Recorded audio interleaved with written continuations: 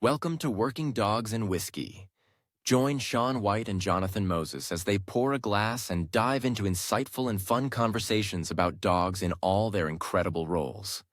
So grab your favorite drink and let's raise a glass to great stories, laughs, and a whole lot of dog talk.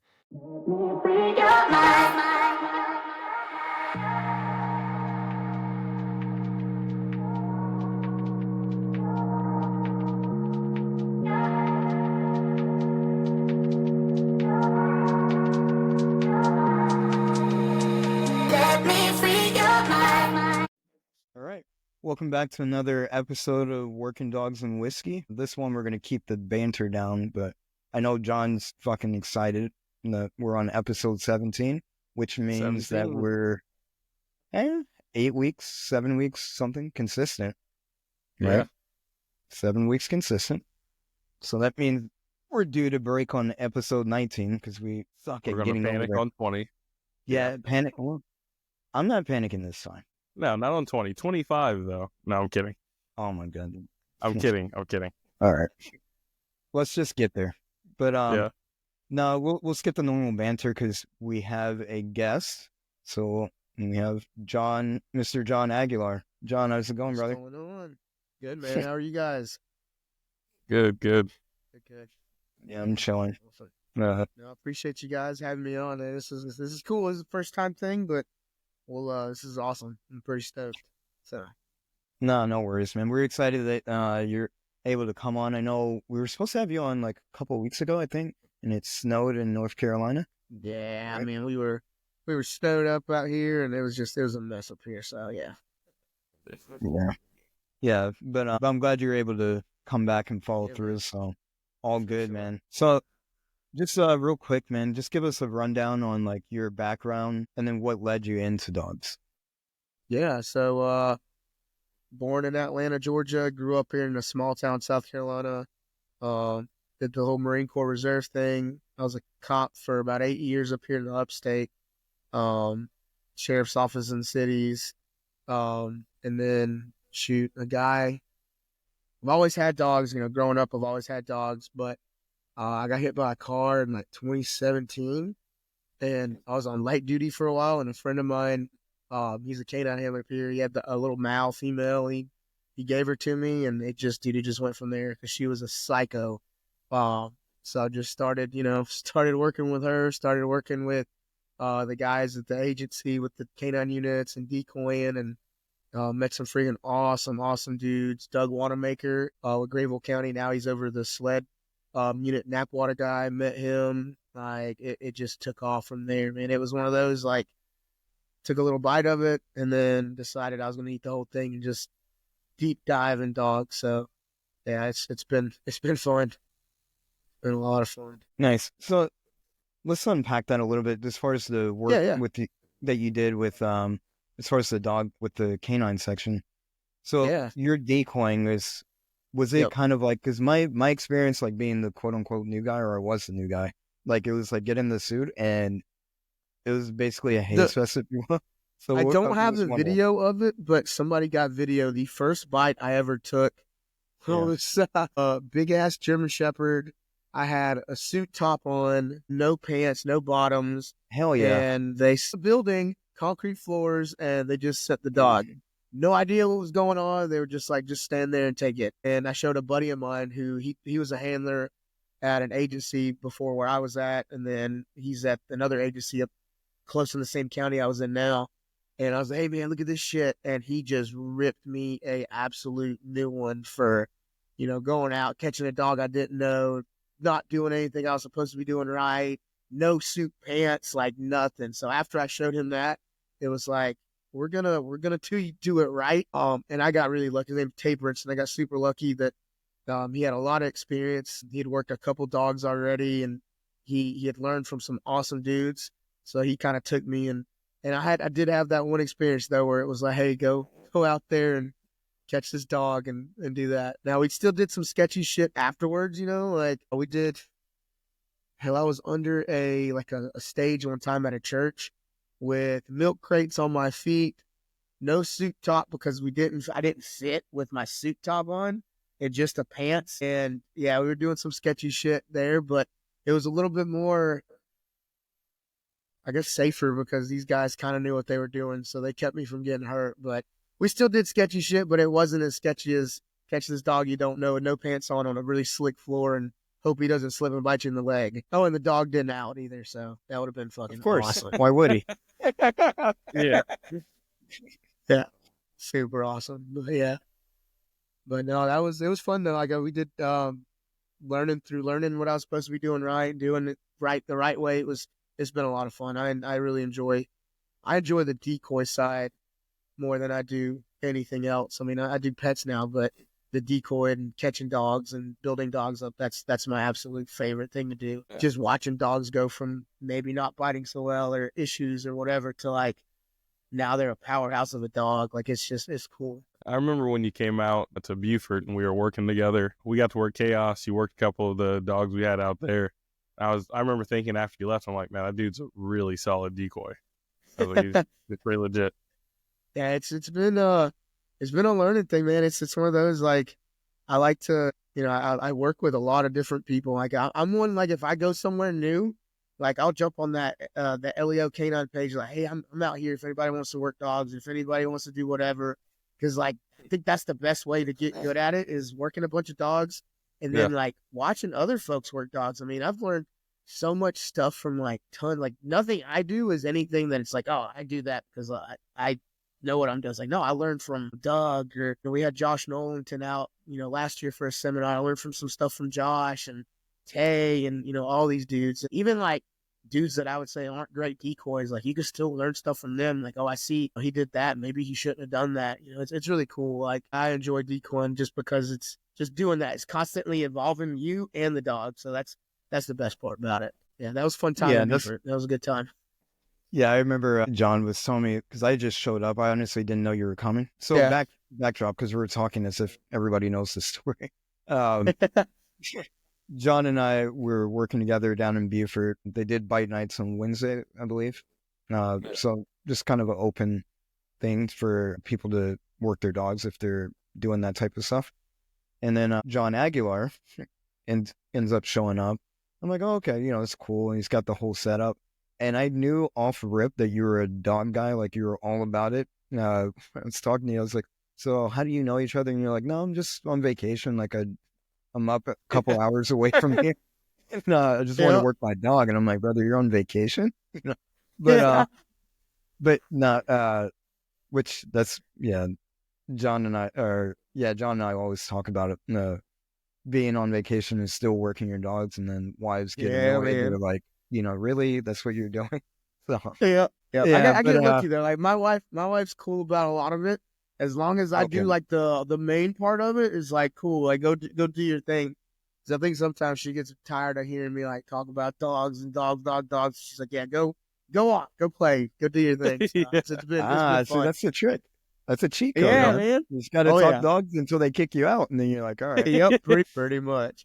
All right, lessons learned. I'll save it for the next one. I gotta keep talking then, I guess. Yeah, eventually they'll just be like, yeah, go on. Yeah. Now getting back to it, so obviously we came out. The other thing I noticed about you was it wasn't that we came out and got to work your dog. It was more of we actually sat down and came up with a plan. And I think on episode 15, we kind of touched in on that as far as doing hard to remember now. Stop. It's hard because y'all are both John, so nobody's going to know who I'm talking to. But yeah, so, and we did like it was more in depth than most people would care to do. Some people would be like, yeah, I just want this scenario. And we kind of talked about the whys. And then you brought out your dog Chaos. And I was like, all right, this motherfucker's for real, because you had him take a break on command. And I was like, because I remember we watched it and we were like, did you teach him that? Or is that something he just does? And you're like, no, I taught it. So we're going to have to unpack that. We'll circle back to it. But I just wanted to paint the picture of how we all got connected. And those were like, dude, those are all the indications. I was like, this is going to be a good day. And and then obviously working Chaos, seeing the different signals that you programmed into them. And dude, it was amazing, honestly. So I wanted we'll circle back to, let's cover it before I forget. Yeah. How did you teach Chaos to take a break? Man, that started from puppy, and like I'll tell like my pet clients the same thing. Like since puppy, he's got a spot by the mailbox where as soon as we go out, I stand there, got a 6-foot leash, and I'll just say, take a break. Take a break. As soon as he pees or poos, then it's game on. I'll throw a ball, throw a tug, give him food, let him go play or do whatever. So like it's become the cue. Like if I say take a break to him, like we're about to do something. So the faster he poos, the faster he pees, the faster we go and do it. But like our Boston, he does it. My females will do it. I do it with like my board and train clients. I've got this girl that comes and helps me, and she's like, man, these dogs pee and poo so fast. I'm like, yeah, it's because if I go and I say, hey, take a break, this is what we're doing, and we're not moving anywhere else until you do it, then they just go as fast as they can. But yeah, now he's a different dog though. He's been like he's easy. I mean, he's easy to teach stuff to, and he just wants to always do some stuff. So it's like take a break, go, and then boom. So he picked up on it really quick. But yeah, no, it's pretty funny though when I go places because they're just like, did he just pee on command? I'm like, kinda, yeah, Yeah. So I don't want to make this episode about teaching dogs to piss and shit, but I'm actually in a debate. One, I want to know the timing. Like, do you let them complete? Because I've heard two different things, and this is why I kind of just ventured away from it. I'd never really tried it with a dog, but so the timing, obviously, in dog training is everything.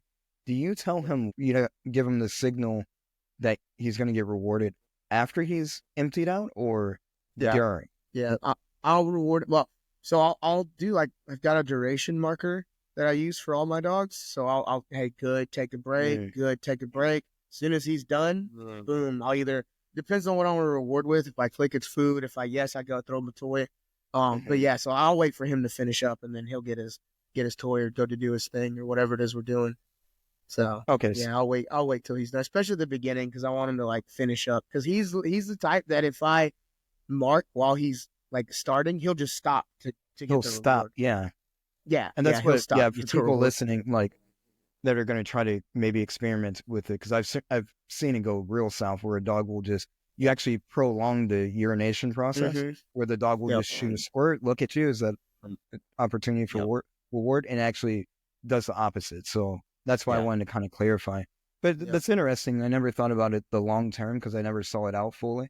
But the dog essentially just pre-max. All right, this leads, the quicker I can do this and get it done, leads into bigger events that are more fulfilling, obviously, than primary needs. So. It's super nice too. Like, I travel a bunch and like I'm driving everywhere, going everywhere. It's super nice breaking dogs because it's just really fast. I mean, it's just on. Yep.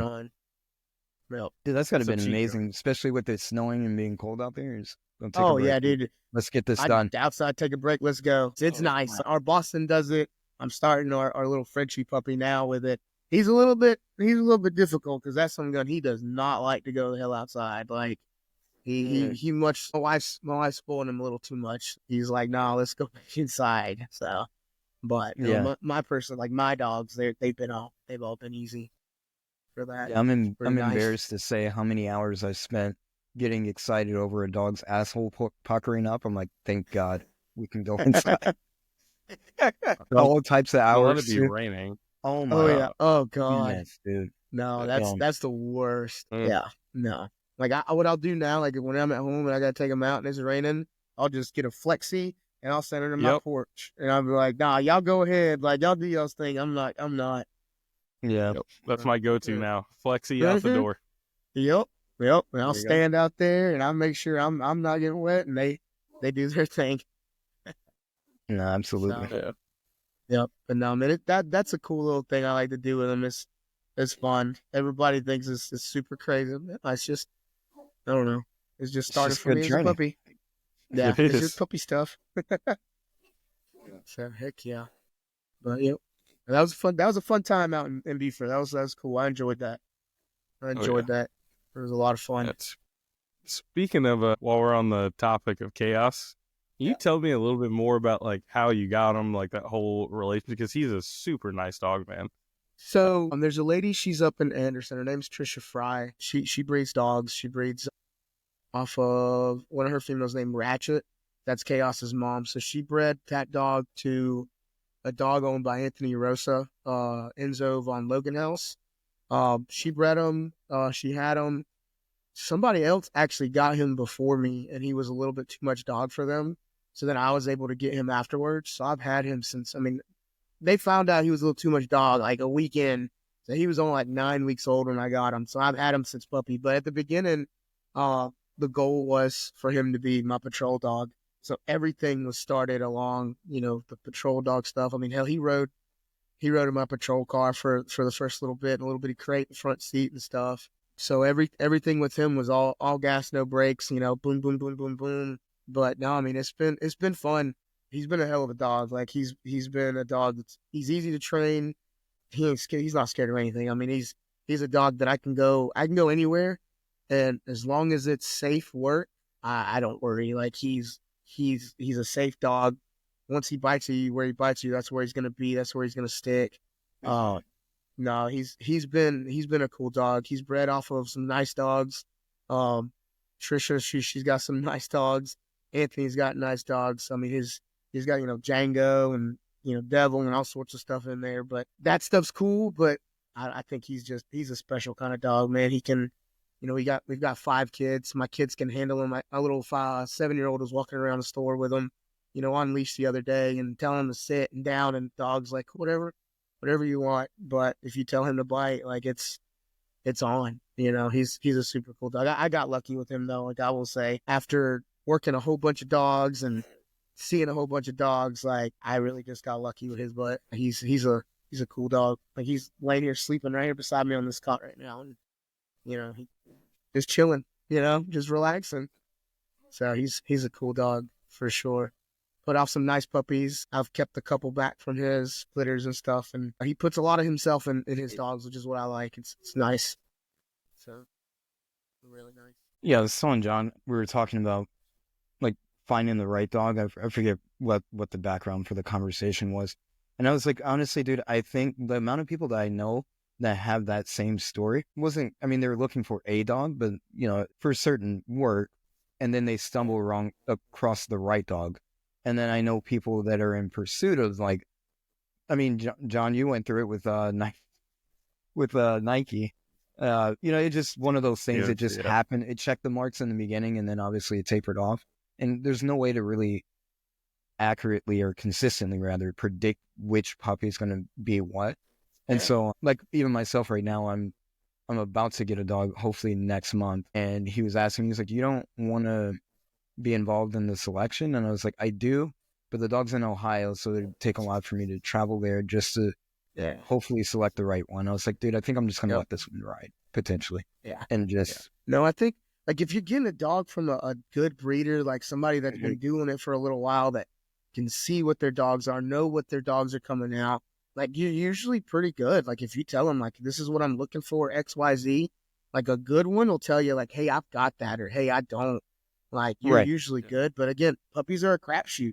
I mean, you could have a dog from the best freaking parents, absolute monsters, and it come out a dog that doesn't want to do anything. There should be some weight in the breeder more than just like going and doing it yourself. Like I've had people come. I had a friend, she had a litter of 10 puppies and she got hurt.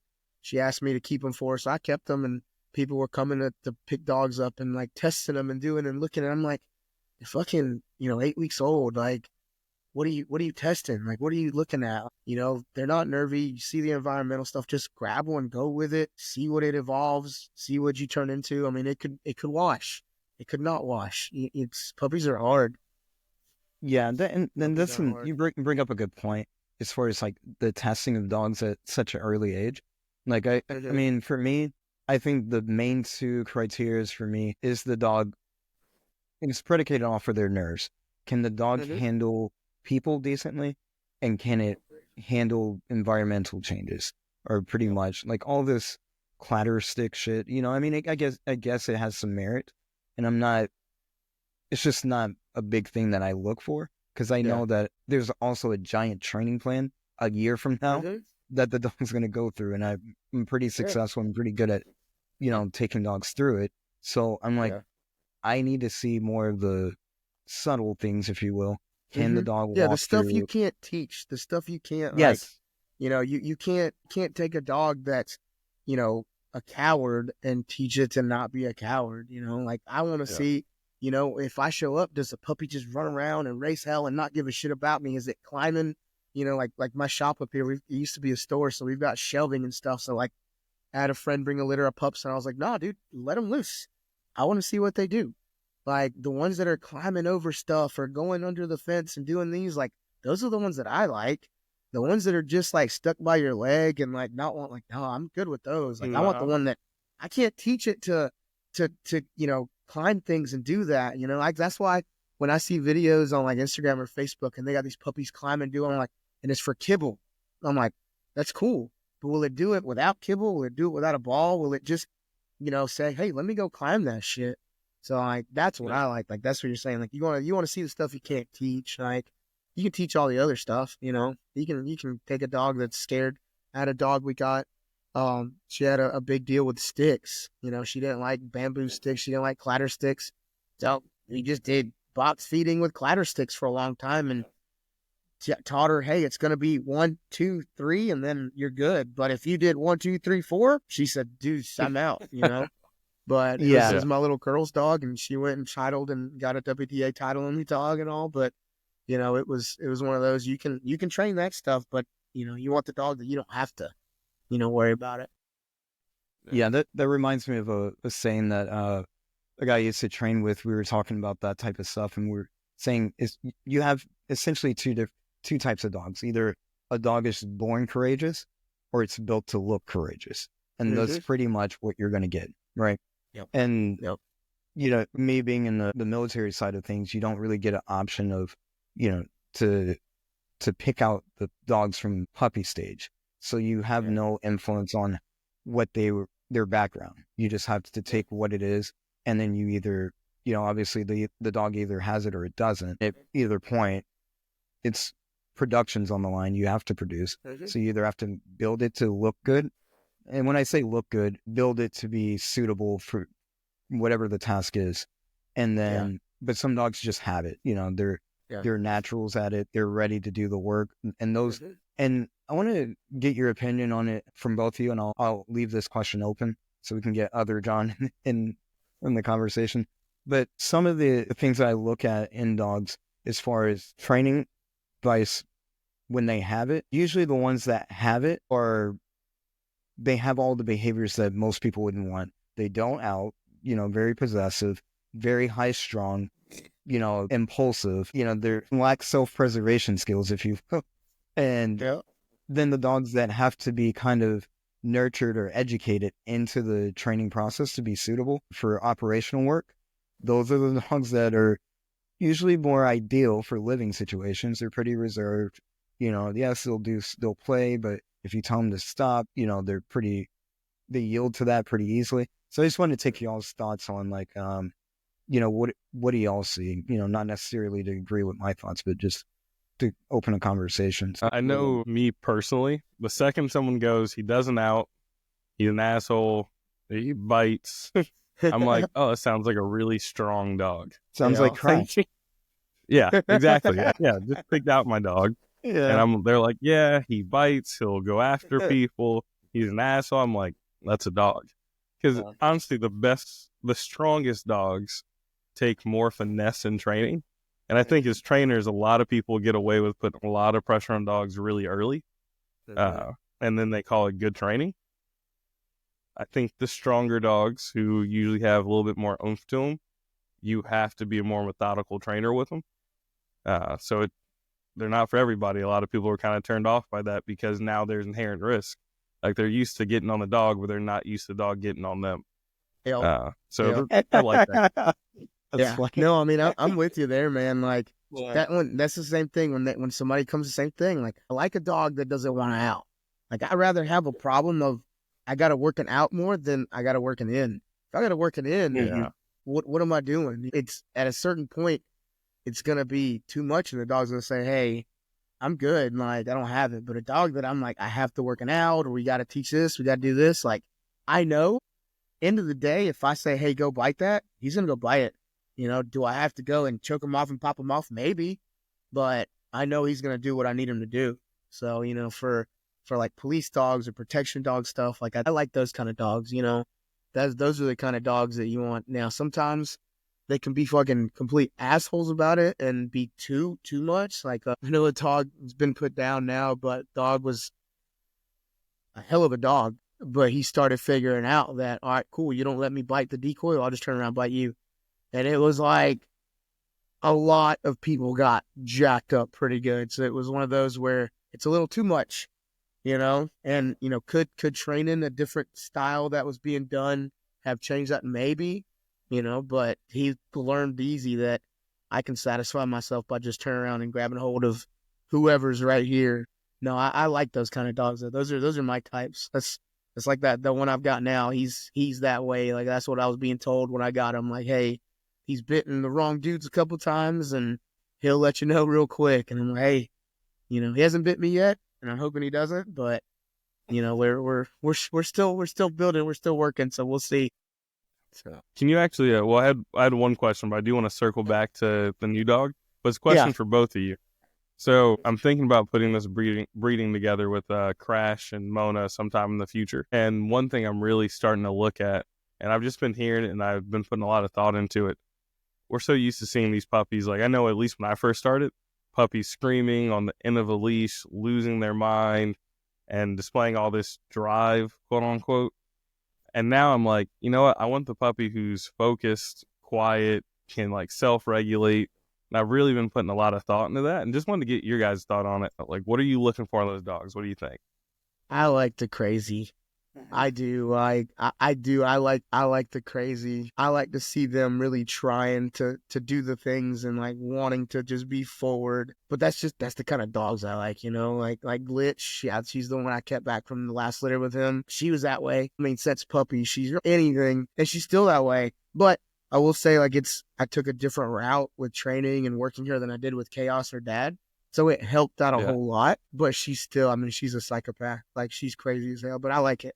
You know, because like if I have a psycho that I know you freaking hit her with a freaking bookshelf as she's coming in, she's still coming.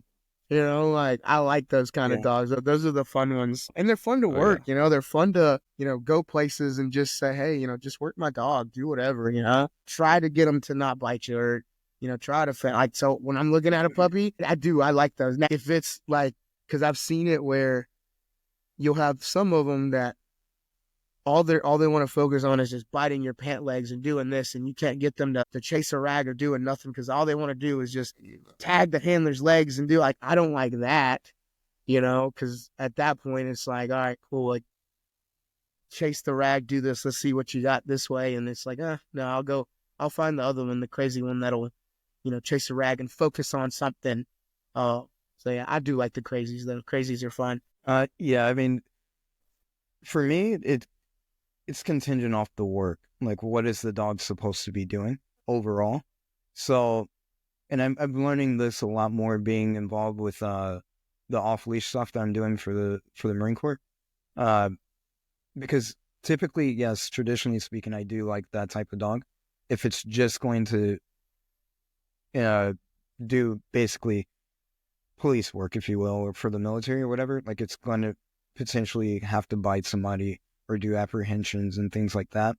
But then when you cross over to a dog that's going to be doing detection off leash, and that's the work that's the bread and butter of what this dog is supposed to do, then yeah, I'm probably going to go with more of a reserved dog that is more level-headed and not prone to be as impulsive. So there's kind of a fine balance. And then even like for me right now, like personally, yes, I do like a dog like that. However, for my lifestyle, probably not so much. I mean, I'll still take it, but it's just going to be more work on my end than what I intend or, you know, may even have time to devote to because, you know, I'm not in full control of my schedule. So like in John Aguilar's position or even yours, John, where you're able to consistently just train dogs and that's pretty much your thing, it's easier to maintain. And so it's, you know, do you sacrifice what desires over convenience or do you take convenience and sacrifice desire? So that's kind of my take on it, but I'll end it with this. Both dogs, they'll have, they have great capacities for work. It's just, it has to be constructed and circumvented into the right work for that dog. Yeah. And so that's mainly what I look for, is what is appropriate for the dog, despite what I would personally want. But who knows, at 38, when I'm retired, you might see me with this crazy Mona chaos crash breed thing that's, God, yeah, that I'm fighting with every day. Who knows? And I'll heck yeah. Yeah, but I'll be. No, I tell people that and, stuff all. It's like, I'm a weirdo and I work dogs all day, every day, so I can have asshole dogs like this, because that's all I do. I don't have a normal people job. I'm a weird guy. I waited till I was training dogs full time. Like I was all shepherd, and then as soon as it was full time, I was like, I'm gonna go get a Malinois now. Go get a Malinois, see what I'm missing out on. And no more. Yeah. You haven't had another shepherd since. No, I sold a shepherd. I sold him. I'm debating selling the other one. No, I said I got to make. No, it's just not the same. It's not. No, it's definitely not. Like, I've had some nice shepherds, but the Mals, this is a different game. Yeah, for real. So, did want to circle back to the new dog you just picked up. You can kind of give some background on him, kind of the goals moving forward, a little bit about him. Yeah. So, a friend of mine, he is over the Greenwood County Sheriff's Office unit in South Carolina. He reached out and he's like, "Hey man, we got this dog. We don't have a handler for him. He's got some issues. What do you think about him?" So he brought him up, looked at him. Beautiful dog, nice looking dog. He was a dick. He had bit some covers, officers and stuff, and he's got some live bites on some, suspects and stuff. He worked at I think Greenville City, and then Greenwood County. So I've got him now. He's what do you say? I think he's 4, 5-ish. He's a Mal Dutch Shepherd mix. And the cool thing about it is he was actually trained by Doug and them at Astro. When Doug was still at Astro originally, but he had a different name. I think it was like Remy or something. And then another friend of mine, Brandon Surratt, he was a canine handler at Anderson County. I don't know if you ever heard of Heiko that got shot in Anderson County. That was his dog. And then he was a unit trainer at Greenville after Doug left. So he had hands on that dog too. And same thing. He's like, "Oh, good dog. But as soon as you put that leash pressure on, everybody better watch out." And it was one of those, like at the first bite session we did, I was up with Jesse Cortez in Georgia, and Jesse was working him, boom, outed him clean, and he just put eyes on somebody else, and he was like, "All right, well, she can catch it too." And so he's definitely a dog that, like, he does not care who it is, what it is, but if it's bitey time, like, anybody can get bit. So right now, like, I'm going all the way back because there's a lot of conflict in his outing. There's a lot of conflict between, and you can, like, as soon as he gets on the bite, then he starts seeing me walk up, start hearing him getting vocal. So I don't want to, and he'll ride an E. He'll ride. I think they had him on like the 1900S, the Dogtras. I run e-collar techs. I think those go to like 127 or something. And they said he would ride he would just ride it. And I'm like, all right, cool. So that's not going to work. So we're going to go back and do some old stuff I learned from a Napawata guy, and see if we can get some outs and get them cleared up, and then without as much conflict from at all with it. And it might be one of those dogs we might just have to change his out to something different and start completely fresh. But he outs clean on toys, just not people. So it's definitely gonna be something. But no, as far as the plans for him, I think I'm gonna continue. His dope is phenomenal. This dog, he works dope like a champ. So I've done private contract stuff with Chaos, but I may just, another dog to add to do stuff with, and then just get him cleared up and just have fun with him. Do some protection dog competitions, and might jump on some of those police dog competitions where they let civilians in and do some stuff like that with him. So no PSA or nothing like that. I don't trust him that much for that. So I feel like he would take a cheap shot on somebody pretty quick right now. So we're just gonna wait and see how it goes. He's a cool dog, right. Super cool dog, just an ass. Yeah. Dude, that mix, he's got to be huge. He's not really, really big. He's probably about Chaos's size. Not huge, but he's not a little pushover. I'll say that he's not a little pocket rocket. He's not huge though, but he's He's got 4 titaniums from where apparently he used to fuck up water bowls and just be like I said, he was a dick. So he's got 4 nice titanium canines in, and he's something. So, but he's been doing really good though. He's been figuring out like it's not work all the time. So he's starting to learn that he can settle down and lay on a cot and sleep and just chill. So it's been nice. It's cool watching him go from like being super serious to like when it snowed last week. I let him out and he was running in the snow, playing, coming, jumping on me, running back. So it was cool watching him go from like, I think I might want to eat you to like, okay, you're cool. Like we're fun. This is fun. So he's a fun dog. I have to bring him up for you guys to check him out. He's cool. Yep.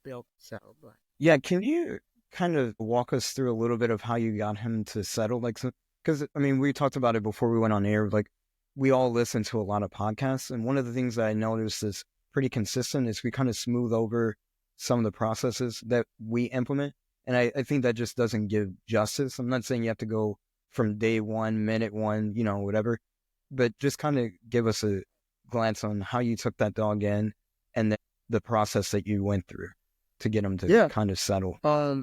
So we started, doing like just fun OB stuff, just building the relationship to begin with, doing just toy stuff, a lot of like working for his food, a lot of like hand feeding to begin with. And then like I do a lot of posted play stuff with like my boarding trains and my pet dogs and stuff. So I started doing that with him because as soon as he came out, he was like, let's go to work, let's go do stuff. So doing a lot of the posted place and just rewarding him for settling. I have a little treat and train that I'll use. And I put it on the shelves and I got this little cardboard chute that I tape to it. That way I can feed him without having to go over to him and amp him up or anything like that. So it's just been a lot of posted place, a lot of OB. And then like I'll do detection with him just like randomly. Like I'll set a hide in the morning, let him chill, pull him out, do a little detection, give him his Kong, let him go lay down with his Kong for a little bit and just doing fun stuff, not always like we're coming out doing like structured OB. Like I do, like I like to have a little plan with all the dogs when we come out, but like with him, and sometimes the sessions are just like play a little bit, let them just sniff and be a dog and do stuff, Like I know like the Greenville County guys and Doug, and like they want their guys like, hey, these are work dogs. So he goes from kennel, car. He's a work tool. And so that's all he was right there. Like when he was coming out of the van, it was like, all right, well, let's go bite somebody. Let's go find drugs. Let's go do that. So like posting him, he was just like, what the fuck are we doing? Why are we not doing something? But like now he'll lay down, he'll sleep, he'll just chill. He can be a little odd with dogs. So I don't let him just like hang out with the dogs yet. But like he'll hang out with my guys and like he'll be posted out, just relaxing. So it's definitely been work. I don't like to put him in like runs. He'll start pacing and stuff and runs. So I just avoid that with him. Like I've got, what is that?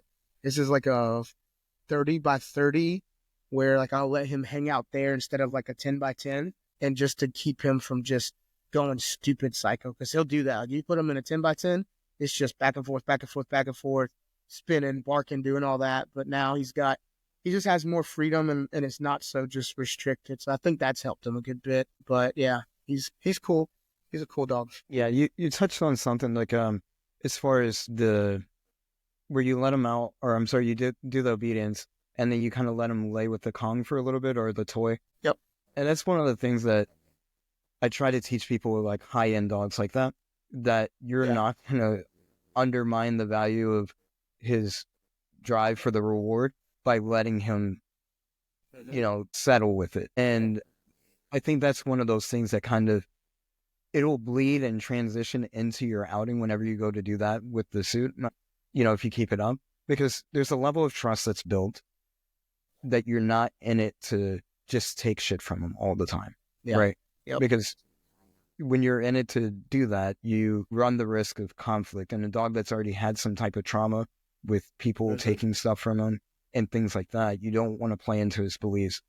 At least initially, you want to put those small deposits and, hey, it's the world's yours. We're good. We're going to do stuff. The other thing that you touched on that I like, man, is, especially on the working dog side of it, is doing things that the dog actually enjoys, not what you think it enjoys or what it should do. So like running the detection, if he's excellent at detection. This dog is, we'll say 95% or 99%, doesn't miss, whatever. Obviously, if he's good at it, there's probably a level of fulfillment that he finds in it and doing the work. So those are good points to take a dog like that, not rush into the end goal, which is to get to the bite work, but the leg work of, hey, let's build some type of rapport, let's build some type of understanding, consistency, trust, and then we'll do the thing that is kind of over threshold for him, currently, but we'll graduate into it. So that's good stuff that you brought up, man.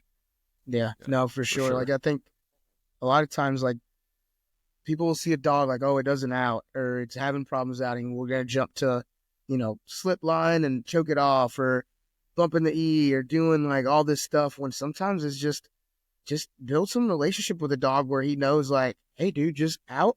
I'm going to let you bite this dude again. Like, we're going to do that again, or I'm going to give you this instead or whatever.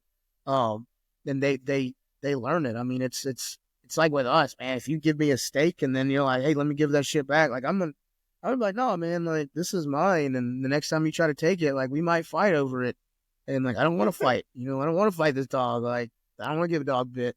So if I got to take extra time and build the relationship and get it where he can trust me and now I'll do it. And I get it, with like, training green dogs and for police work or whatever, like there's a time frame. You got 4-week course or 6-week course or whatever. I don't have a time frame.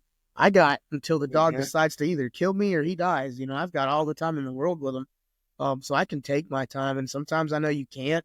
And some folks, they've got deadlines to meet and things to do, and you got to rush it and go with it. But if you got all the time in the world, man, take it. Enjoy the dog. Let him have fun.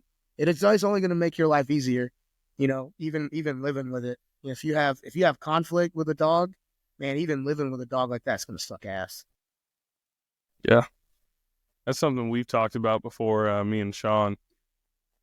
If you don't enjoy living with the dog, or the dog just generally makes your life hell, like taking them out to the kennel, walking on leash, anything like that, you're not going to have a great time training. Like, everything else about having that dog is now tarnished or ruined. It's just, it makes the whole experience unpleasant. I got a dog right now. I'm listening to her jump off the side of my house because it's connected to my turnout yard. And I'm like, I hate this goddamn dog. Like, I can't stand her. She's ripped up 2 roofs off my outdoor dog kennels, and I'm like, like the interactions, like she's not making them pleasant. And I'm like, I just need to keep spending more time with her, keep doing training, finding more release for that. But it makes it hard. Like, it sucks. Yeah. Oh yeah, it does. No, I feel you on that. Those are the dogs that you're just like, God almighty, like, somebody come take this thing off my hands. Like, go ahead. Our owner should have her in 2 weeks. I'm like, please. Yeah, there you go. No, it happens, like, for sure. And it's a lot with, like, the board and train dogs. I get that a bunch where it's just like, man, what's your deal? Like, when do you go home? No, I feel you. Yeah. Yeah, there's dogs like that for everybody. So speaking of board and trains, so let's talk about that transition. So, you have Chaos, you have all these dogs, working dogs. Yep. How did you get into the pet side of things? So when I think 2019, I was leaving my agency, and I was going to another agency, and they wanted me to bring the dog and do all that. And it's just pretty crazy. Like, the lieutenant at the agency I was going to, rest in peace, he's died now. He really wanted me to go over there. I worked closely with their agency because I was in the county and they were in the city, but I helped those guys out when they needed it, did what, helped them out as much as I could. So he was wanting me to go and want me to put in. I got a job offer. They wanted me to bring the dog, everything. Put in my 2 weeks notice at the sheriff's office, and my lieutenant called me, and I had a crap ton of sick time. Like, I was one of these dudes, like, I didn't take time off. Like, and I'll tell you this, Jonathan, now that you're going into it, being a cop is fun. Being a cop is great. It's a job at the end of the day. Don't get sucked too hard into it, because that's what I did. Like, I didn't take time off. I worked anytime they needed me. I was there. So I had a crap ton of time to burn, and he called me. He's like, hey, man, you got a bunch of time. Do you want to take any off? And I didn't plan on it, but I was like, yeah, I'll take a couple days if I'm going to lose it, whatever.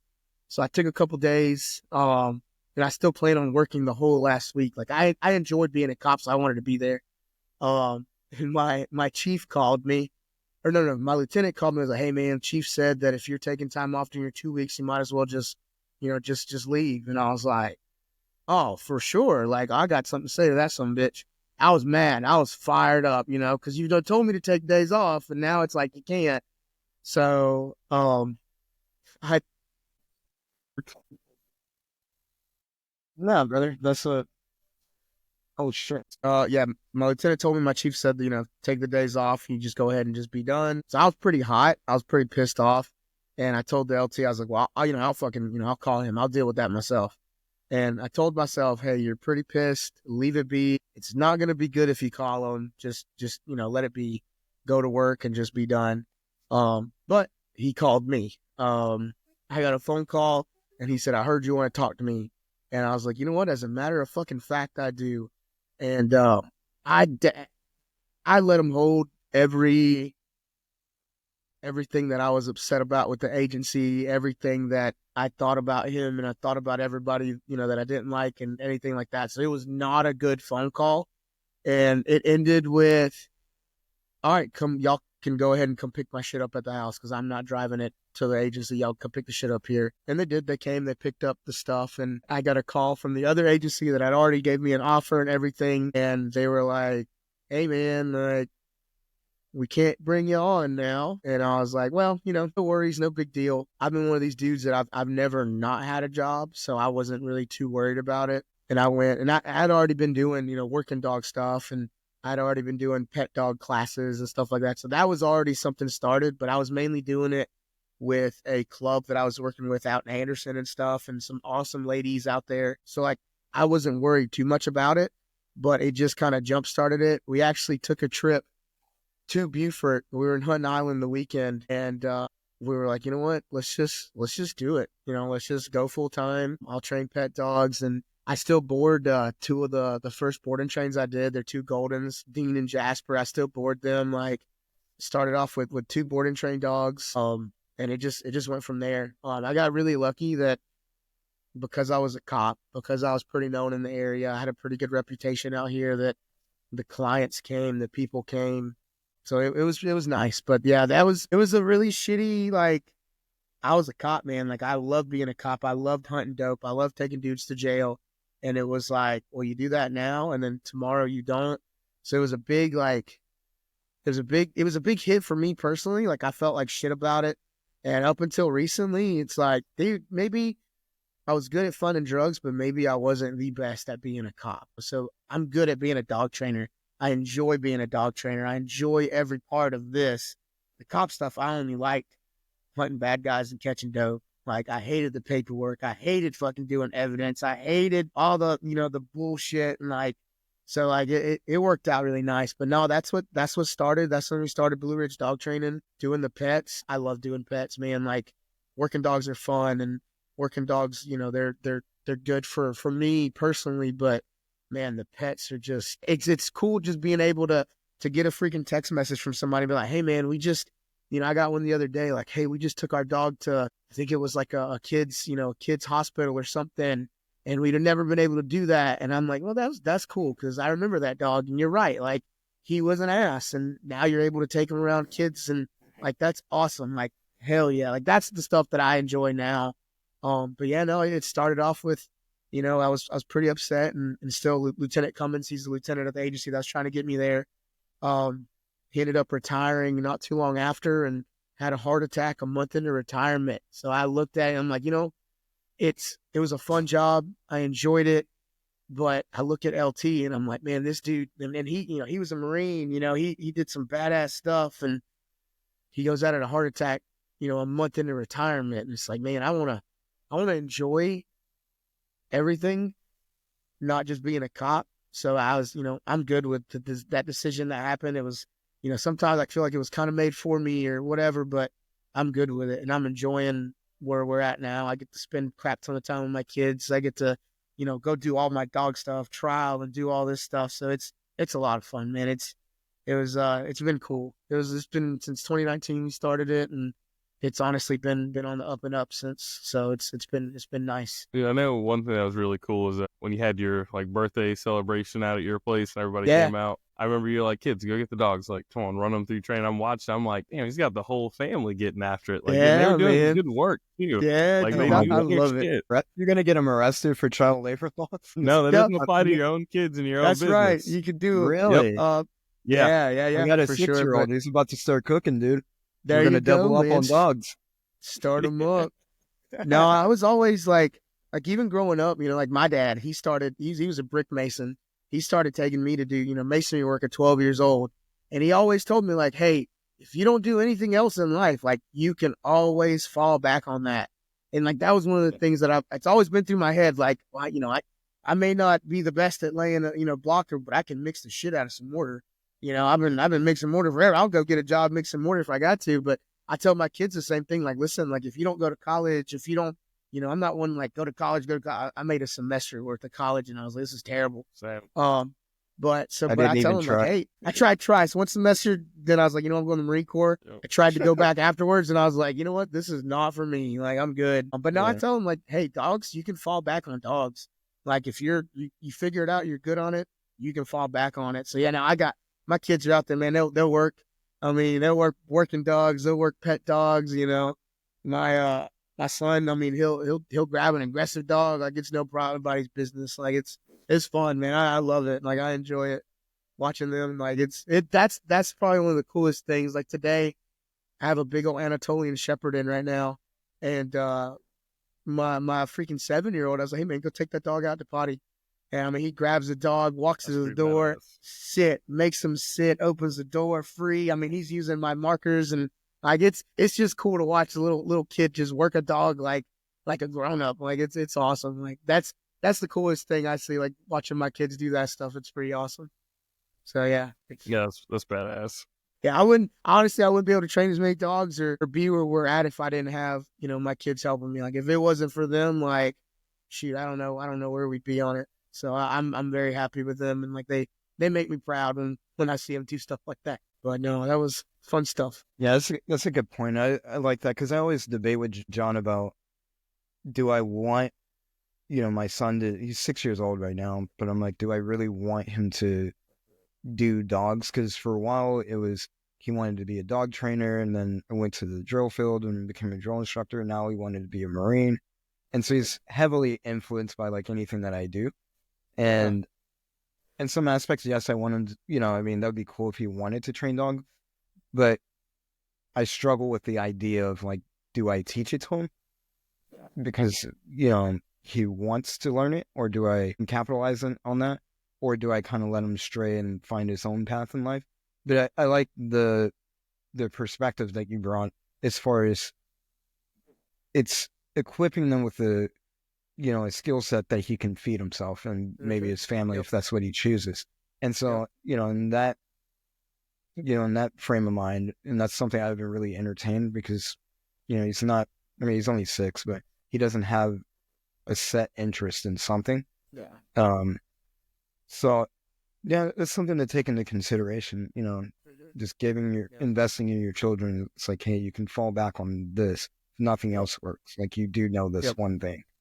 And yeah, that's good.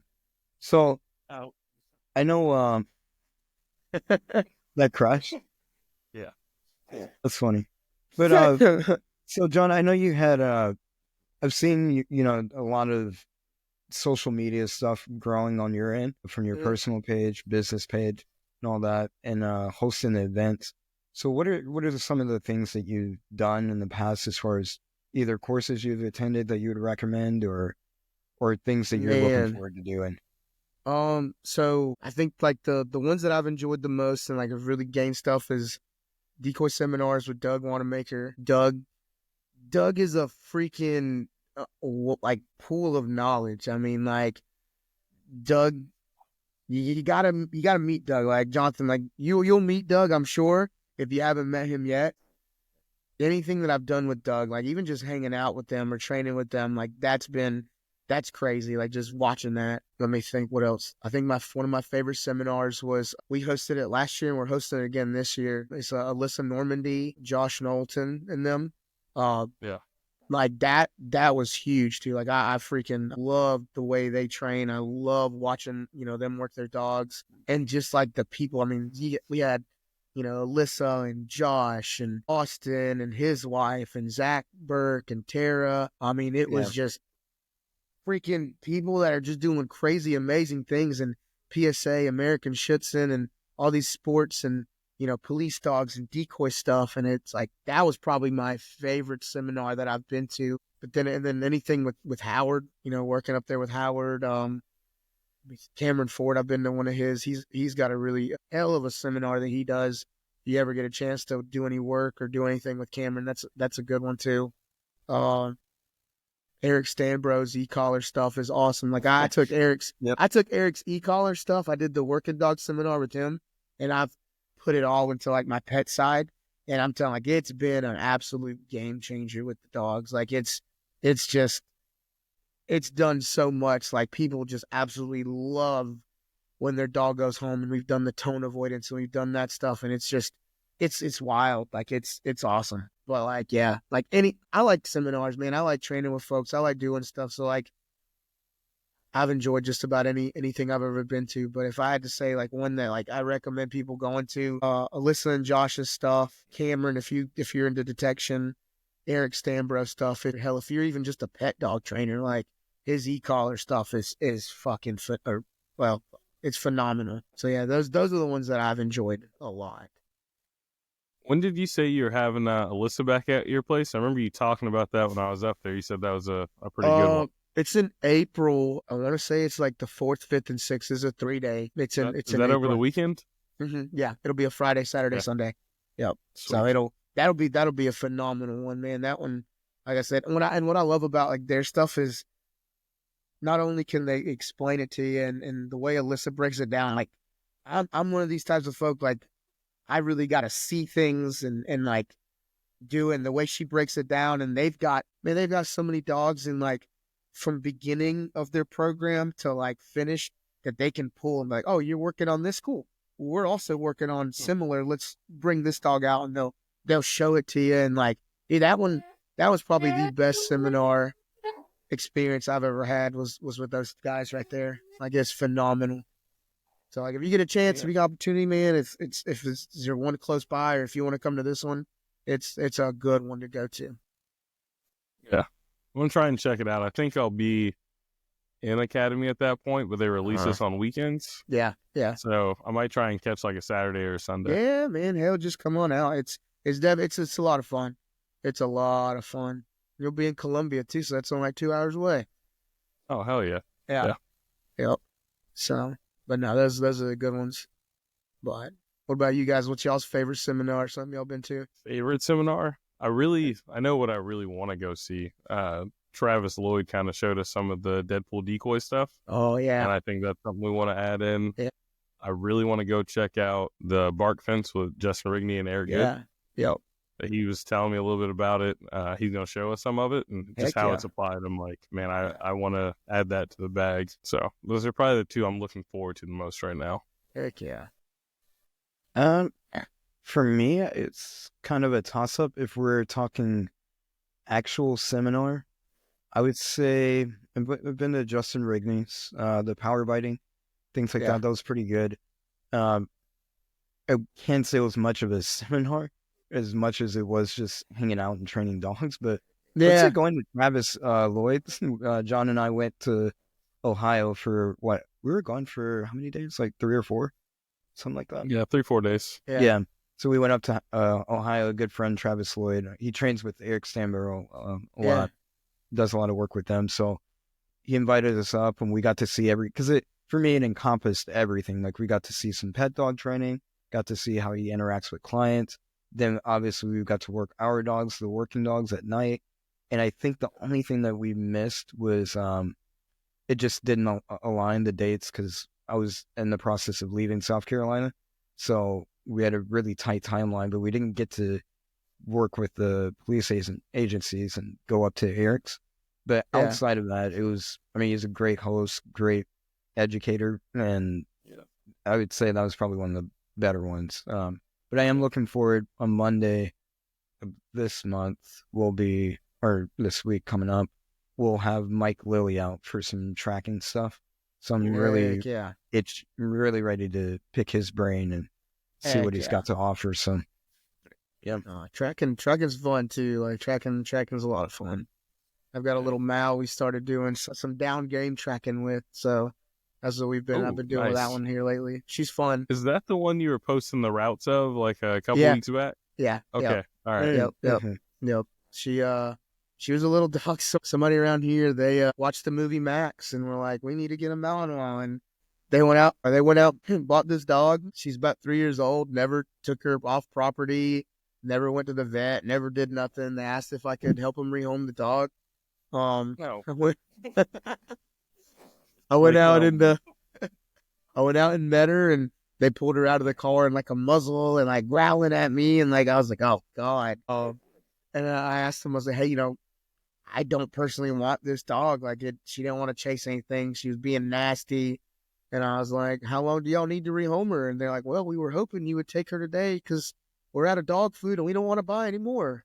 And I was like, shit. All right, cool. Let me load her in the van and we'll go from there. So she was a little hot coming in at the beginning, just a little nasty, a little just unsocialized, but it's lack of exposure, none of the genetic issues. So, I mean, I'm going to have to place her somewhere. And I've always found that the easiest way to place a dog is teach it something useful that somebody can do.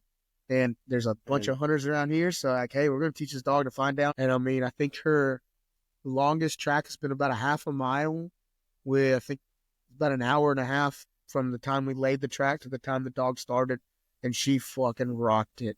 I mean, she's about it. So she'll be nice. I'll be placing her sometime soon, and I've got some folks asking about her already. But obedience isn't the greatest, but hey, she learned she can find a shit out of some dead deer. So that's all I worry about right now. So and they know where they can bring it back to get that obedience training done. That's right, man. Shoot, you gotta learn how to sell it, dude. That's right. No, it's awesome. So, all right. So we'll kind of start closing out here. You got the seminar coming up in potentially April, right? Yep. So first of all, what are the services that you offer with, give us the name of your company, services that you offer, everything. So it's Blue Ridge Dog Training. Do one-on-ones with pet dogs, boarding trains, group classes. I have another trainer with me that just started, Hunter. He did police dogs at Astro with Doug too. We're going to start doing some protection dog one-on-one stuff. And then like doing, I decoy for folks when they want to come out, get their dog worked. I do, some one-on-one stuff there. I like to just work dogs. So there's times where like for my birthday thing, I'm like, hey, we're working dogs at the shop. Come on out. So, anybody who wants to work some dogs, man, just holler at me. Shoot, I'm always up here. Like, so it's anytime. But yeah, mainly it's the pet dogs. Pet dogs are the bread and butter. Pet dogs are where pay the bills. So if you got any pet dogs, holler at me. I know everybody on probably listening is a trainer and does that. But yeah, if you know anybody in the upstate needs a dog train, I'm out here. But yeah, we're up in Waha. We're in West Union, but it's right by Walhalla. So. Okay. Yep. And then how do they find you on social media? So my Facebook is public. It's just John Aguilar. And then I've got Instagram, and then a business Facebook is Blue Ridge Dog Training. I'm not a huge Instagram guy. Instagram drives me a little nuts sometimes. So I just do it where it links my business to my business Instagram, so it all just posts the same. But I'm really good at answering the phone. So if anybody ever needs me, I'm way better if you just give me a call. Because usually, I'm up at 5:30, and we're working dogs from 5:30 till shoot. Like right now, we're still gotta go home and break dogs and do all that. So I'm working dogs all the time. His hands are always doing something. But these little headphone things are fucking awesome. So I can answer the hell out of phone calls. Yep. So, but yeah. Yeah. I left my headphones at the gym for the last 3 weeks. And I told Sean, it wasn't working out with headphones that bothered me. It was the fact that I was on these calls all damn day and I'm holding my phone up. Oh, dude, that's the worst. Yes. Yeah. No, I just got them back. I've got 2 pairs of the Galaxy Buds and then pairs of this one's right here because I always lose. I'll lose the cases or I'll lose one. And so I got to make sure I got something going because I can't. I don't know how freaking hold my phone to my head anymore. Like shit. Dude, Yeah, technology is a bitch, dude. God, yeah. Yeah, it's making us so lazy. Oh, for sure. For sure. But I'm enjoying it. I debated getting the little lanyards that like connects for your wireless yeah. headphones. I was like, I'm just going backwards. Wait, what? So you know everything's wireless now. Yeah, I know that. Now I know what you're asking about. Yeah, but you I'm can like, get the lanyard that connects them so you don't lose them. And I'm like, you mean the fucking yeah, the iPhone, the original iPhone old ones. Yeah, dude, that they trip me out with that. They take away an potential necessity to let people figure out it's not as convenient as you thought. And they're like, all right, let's bring it back and sell it. But oh, dude, that's why I didn't know that was starting to come back. Yeah, you attach it to the wireless headphone that we don't lose it.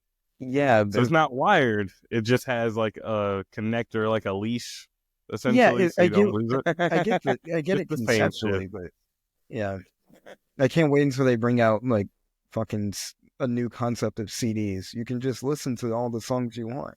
It's like what the fuck? Just these artists. That's it. Yeah. No connection. Do you have problems deciding on what music to listen to? Put this one thing. If you're at the gym, you can just use it for that. Oh my god, there's so much programming involved. But all right. So we got John. We got you a Blue Ridge, and by the way, that's JOHN, not JOHN. Not like the other John's JON. Which I said this before, but I had his name saved as JOHN for the longest time. And then he called me, and John's wife's standing next to me, and she's like, "Who's that?" And I'm like, "Fucking husband." I'm like, "What are you talking about?" You know that's not how it's spelled, right? I was like, "No." Apparently I didn't, but no, that's funny. No, John, we appreciate you coming on, dude, and just I appreciate you guys having me, man, for sure. This has been fun. This has been a lot of fun. I enjoyed it. Hell yeah. Well, definitely, I'm probably going to be in South Carolina at some point, I know, this year, and over on the East Coast, so yeah, we'll definitely, I may have a dog for you to work, actually, so. Yeah, hell yeah, bring them out, work some dogs, shoot.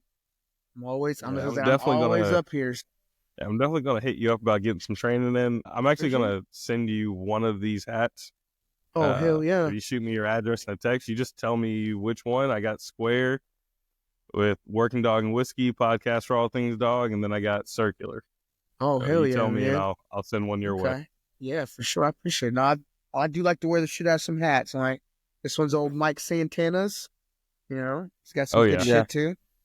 So, yeah, no, man. Hell yeah. I'll definitely wear the shit out of that. So. Yeah, and I want to clear it up. John's going to send all of our interviewers hats. Hell yeah. That's awesome. That's wild. I thought Sean wanted to figure out how to ship the hats out and, like, figure out his own process.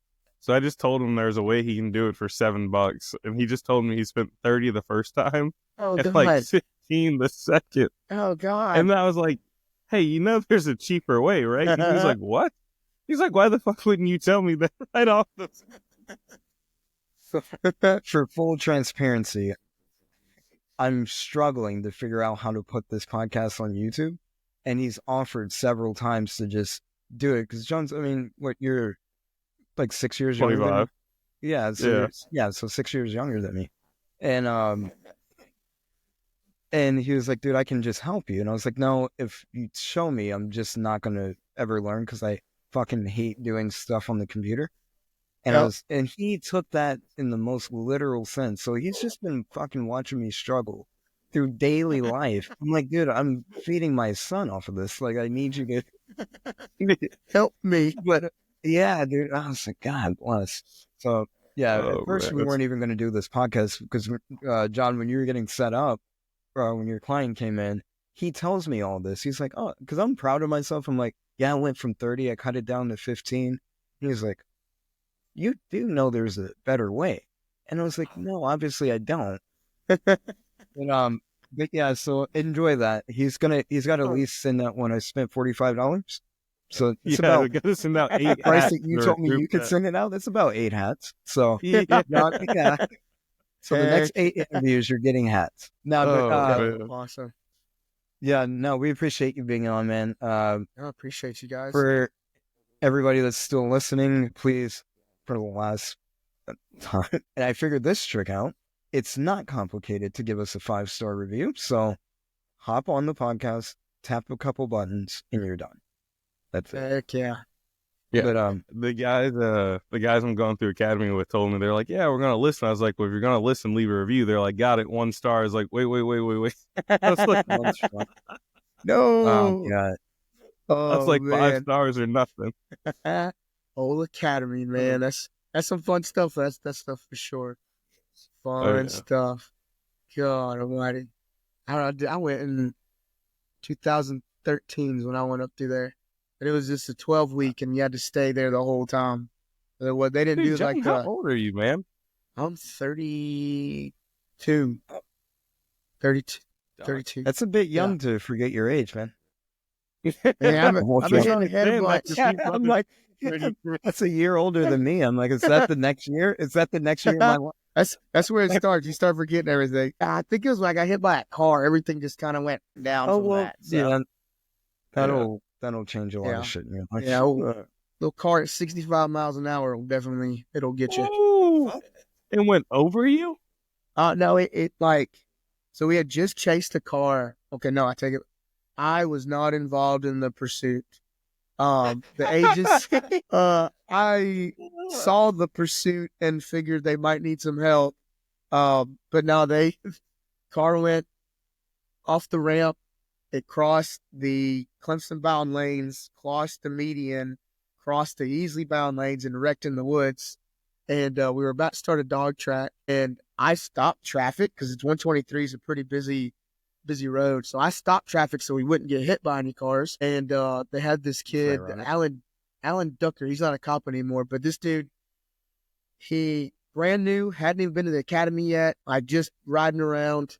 That same lieutenant that passed away, he was there, and this kid was struggling to get the passenger in handcuffs. So I'm like, all right, dude, I'll help you. I'm holding the light for him, and I hear Lieutenant come and say, watch out. Turn my head to the right, and there was headlights, and I just kind of froze for a second, and the headlights disappeared, but she was going 65, and she was looking at the blue lights, and when she looked up, there was all the stopped traffic, so she hit the right side, and then there was everybody else. Slammed the brakes, and her car turned sideways, so she just like, bam, plowed us through. Knocked me down an embankment, ruptured my tricep, tore some ligaments in my elbow. So I was on light duty for like 6 months after that one. But yeah, that was a fun one. Yeah, I had to call my wife because a friend of mine, he was with the other agency, but when I hit the bottom of the embankment, my foot was up in like a tree, and I was like, I need to get the fuck out. Like, I need to go back up. And the passenger, the girl that we were putting in handcuffs, she got hit too, but she landed like beside me, and she's freaking out. So I'm like, all right, I got to calm this lady down. And, I started patting her like, hey, you're all right. But the only thing I could touch was her face, and I didn't realize I was just smacking the fuck. I was just like, hey, you're going to be fine. You're going to be good. Oh, yeah, it was bad. And the other guys got down there, and I was like, hey, get my foot out. Like, I need to get up. Like, no, I was like, no, get me out of here. Like, I need to get the fuck up. And they cut the branch, and I stood up, and the girl's leg was like a Z. And I was like, oh, you're going to be all right. And you're going to be fine. But I walk up to the top, and they're holding my neck. And like, at that point, like, nothing really hurt. Like, I was just like, what the fuck just happened? And they put me in the ambulance, and I was like, hey, like, I got to call my wife. Like, she's got to know something. A buddy of mine, he's like, I'll call her. I was like, no, like, if you call her and tell her I got hit by a car, like, it's going to be bad. Like, I'll call her. So I called her, and it was married man shit, dude. I'm sorry to interrupt, but gosh, damn. That you can get hit by a fucking car, and you're more worried about getting bitch slapped from your wife. Yeah. So, well, when I called her, I was so calm. Like, I'm sitting in the ambulance. I'm like, hey, before anything, like, I'm okay. Like, I'm fine. Don't freak out. But, like, I just got hit by a car. I need you to meet me at Greenville. I got to go. I'm in the ambulance. Bye. And, like, we start riding, and my phone rings, and it's her, and she's like, are you being for real? I was like, yeah, like, I'm dead ass. Like, I'm in an ambulance right now. Like, I need you to meet me at the hospital. And at that point, like, she's super pregnant. Like, we're expecting our third. And she's, like, super, super pregnant. So like it was a shitty night. They cut all my clothes off. I was pretty pissed about that because like at that like I thought I was fine. Like everything felt good, and I'm like, listen, like I can take my clothes off. Like, y'all ain't got to cut it. Like I got my shirt was the only shirt that I had that was tailored. Like it was a nice shirt. My pants, my boots, and like everything got cut. So I was like, fuck, like yeah, this was my favorite uniform. But yeah, no, it turned out like my elbow was pretty jacked up, but it was yeah. That after that, I think that kind of messed with my memory a little bit. All right. So, all right, now I feel better about entering the next year, my 30th. Yeah, no, definitely a car will do it to you. Yeah, that's for damn sure. Mm-hmm. Yeah, 65 is fucking wild. That's wild. She did get a ticket. She got a Too Fast for Conditions ticket. So 2 points and $81. Oh, she learned her lesson. She sure did. It was a fun time. It was a fun time. But yeah, don't get hit by a car. Don't get hit by a car. It's not fun. No, not fun at all. Not planning on it, but all right. That was an interesting way to wrap things up, and I will give you I'll give you that. I thought John and I talked about some wild shit, especially what John will do for $500,000. Has that price changed? We gotta let that go. I can't, dude. I'm like, what the fuck? But Place. But anyways, 1,000 is a lot of money, man. That's what you keep saying. It's a lot. I don't know if it's enough. Oh, God. That's what I'm getting at. All right. I love how John, you know exactly what we're talking about. Oh yeah. Oh yeah. Yeah, coming from a cop in military, didn't even need to talk. Yeah. Oh yeah. But all right, for the ones we gotta that listen tell them about the pill options. No, we're that's a different but there are other options. There's a third option. There's a third option. Yeah, I'll tell you about it after the show. All right, let's wrap it up. I think we lost whatever reviews we were going to get. It's worth it. We don't do it for reviews. Somehow that's supposed to help. That's what John keeps telling me. So I don't know, but yeah, I guess. But for the ones that listen to this the whole way through, just know whether you give us a review or not. We appreciate it. And John Aguilar, thank you, brother, for coming on. Appreciate it, guys. Doing this with us and giving us a couple laughs and just talk dogs, man. We're looking forward to crossing paths at some point. No, for sure. Anytime, man. Anytime we'll work some dogs. I love to work dogs. So y'all just holler and we'll do it. Shoot, I have been wanting to go to Texas. I have been telling the wife I have been wanting to go to Texas. So if you're out here, man, come out. Yeah. Heck yeah, man. Awesome, guys. That'll do it for another episode of Working Dogs and Whiskey. Awesome, guys. Y'all have a good